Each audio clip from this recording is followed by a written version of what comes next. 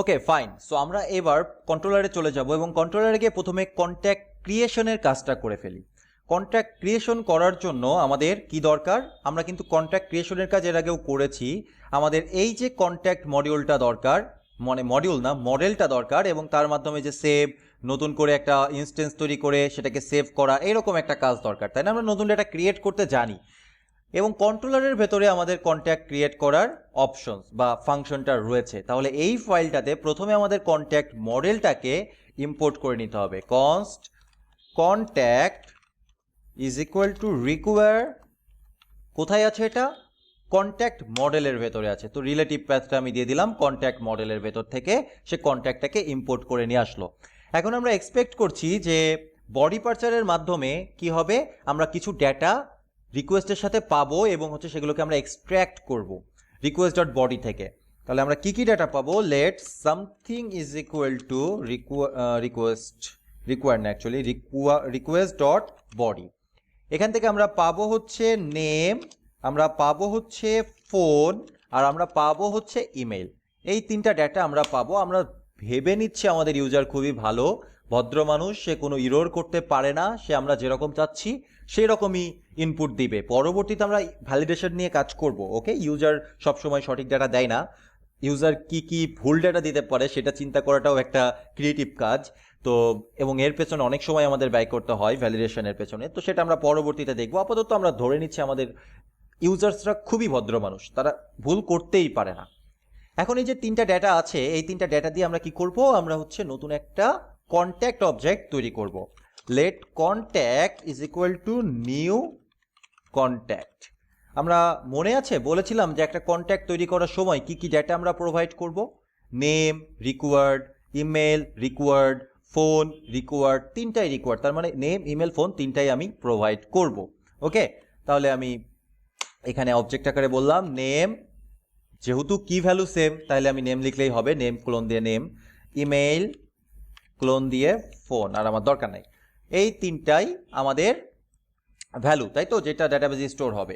তাহলে আমাদের document create করা শেষ। এই নিউ কন্ট্যাক্ট যখনই আমরা কল করছি তখনই আমাদের ডকুমেন্টটা ক্রিয়েট হয়ে যাচ্ছে, কিন্তু ডেটাবেজে সেভ হচ্ছে না। সেটার প্রমাণ আমরা দেখতে পারি console dot log contact. Okay, আর এখান থেকে আমরা বলতে পারি response dot JSON message something. Okay, এইবার আমরা সেভ করব, সেভ করে আমাদের পোস্টম্যানটাকে অন করব। ওকে, আপনার পিসি থেকে পোস্টম্যান বা আপনি যেই রেস্ট ক্লায়েন্টটা ব্যবহার করতে পছন্দ করেন সেই রেস্ট ক্লায়েন্টটা ওপেন করে নেবেন। সো সেটা ওপেন করলেই চলবে। আর আমাদের পোর্ট নাম্বার হচ্ছে 8080, একদমই পারফেক্ট, একদম সেম জায়গাতেই আছি আমরা। ইন দ্যাট কেস পুট না, আমরা হচ্ছে পোস্ট নিয়ে কাজ করতে চাচ্ছি। আর আমাদের বডির ভেতরে আগে যে কাজটা করেছিলাম সেই সেম কিছু রয়েছে এখানে। সো যেমন আছে তেমনই থাক, আমরা জাস্ট সেন্ড করতে চাচ্ছি। এটা আমাদেরকে কি দিচ্ছে? মেসেজ দিচ্ছে সামথিং, তার মানে কোনো ইরোর নেই। এবং আমরা যদি আমাদের ডকুমেন্টসে দেখি, মানে টার্মিনালে দেখি, তাহলে দেখতে পারবো যে এখানে একটা আইডিও জেনারেট হয়েছে, যেই আইডি কিন্তু আমরা প্রোভাইড করিনি। আমরা প্রোভাইড না করলে সেটা কিভাবে আইডি জেনারেট করলো? এই আইডিটা জেনারেট করেছে মঙ্গুস। তার মানে নিশ্চিত আমাদের ডাটাটা কোনো একটা জায়গায় সেভ হয়েছে ডেটাবেজে। তো আমরা যদি ডেটাবেজে যাই, যাওয়ার পরে আমরা ডকুমেন্টসে যদি ক্লিক করি, অ্যাকচুয়ালি ডকুমেন্টসে ক্লিক করব না, ডকুমেন্টসে ক্লিক হবে না, আমরা আমাদের ডেটাবেজে যাব প্রথমে। হ্যাঁ, এটা তো টেস্টের যেই ডকুমেন্টসটা ছিল বা কালেকশনটা ছিল সেখানে। এখন আমরা কালেকশনের ভিতরে দেখতে পাচ্ছি যে টেস্টই আছে। হ্যাঁ, নতুন করে কোনো কালেকশন তৈরি হয়নি, অথচ ডেটাটা এখানে আমরা মানে আমাদের টার্মিনালে আইডি দেখতে পাচ্ছি। তার মানে এই যে অংশটা আমরা যে তৈরি করলাম নিউ কন্ট্যাক্ট, এ কি করে? একটা MongoDB ডকুমেন্ট তৈরি করে, কিন্তু সেটা সেভ হয় না। সেটা সেভ করার জন্য আমাদের আরো কিছু কাজ করতে হবে। সেই কাজটা হচ্ছে একটা ফাংশন কল করতে হবে, কন্ট্যাক্ট ডট সেভ। এই ফাংশনটা কল করতে হবে। যখনই আমরা এই ফাংশনটা কল করব তখনই সে আমাদের জন্য ডেটাবেজের একটা ডাটা সেভ করবে। এরপরে এই যে সেভ ফাংশনটা, এই সেভ ফাংশন বা মেথডটা একটা প্রমিস রিটার্ন করবে। ওকে, তো প্রমিস রিটার্ন করলে কি হয় দেখা যাক। দেন তার ভেতরে আমাদের ডেটাটা থাকবে, যেটা মূলত একটা কন্ট্যাক্ট, যে কন্ট্যাক্টটা আমরা কেবল তৈরি করেছি সেই কন্ট্যাক্টটা এখানে থাকবে। আর যদি কোনো ইরোর ঘটে থাকে তাহলে সেই ইরোরটা আমরা ক্যাশ ব্লকে ধরতে পারবো। Not capitally small E, console dot log error, কি ইরোর হয়েছে সেটা আমরা দেখতে যাচ্ছি। কেন জানি না সবসময় ইটা ক্যাপিটালি আসছে আমার। রেসপন্স ডট জেসন, আমি আপাতত এখানে একটা মেসেজ প্রোভাইড করছি। মেসেজ হচ্ছে ইরোর অকার্ড, ডবল না double R E D, error occurred. আর যদি কোনো ইরোর না ঘটে থাকে তাহলে সে ইউজারের কাছে আমাদের নতুন ডেটাটা প্রোভাইড করবে, যেটা মূলত সি এর ভেতরে আছে। ওকে, তাহলে সেভ করি। সেভ করে এবার আবার আমরা টার্মিনালে দেখি আমাদের সার্ভারটা রানিং কিনা।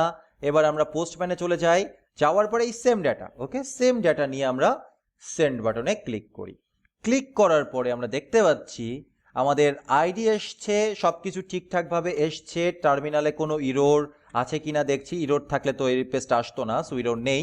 এইবার আমরা আমাদের ব্রাউজারে গিয়ে এম ল্যাবে রিফ্রেশ করবো একটা এম ল্যাবের পেজটাতে। তাহলে এবার আমরা দেখতে পারবো যে এখানে দুইটা কালেকশন এসছে, একটা টেস্ট আগে ছিল, কন্ট্যাক্টস পরে এসছে। দ্যাটস মিন সেভ করার পরেই শুধুমাত্র ডেটাটা এম ল্যাবে সেভ হয়েছে। বা কন্ট্যাক্টসের উপরে যদি আমরা ক্লিক করি তাহলে দেখতে পারবো যে আমরা যে কন্ট্যাক্ট এখানে তৈরি করলাম কেবল সেই কন্ট্যাক্ট এখানে দেখা যাচ্ছে। ওকে, দ্যাটস মিন আমরা আমাদের মডেল ব্যবহার করে, মঙ্গুস ব্যবহার করে আবারও নতুন একটা ডেটা ক্রিয়েট করতে পারলাম। পরবর্তী ভিডিওতে আমরা কিভাবে ডেটাটা পেতে হয় সেই বিষয়টা নিয়ে আলোচনা করব।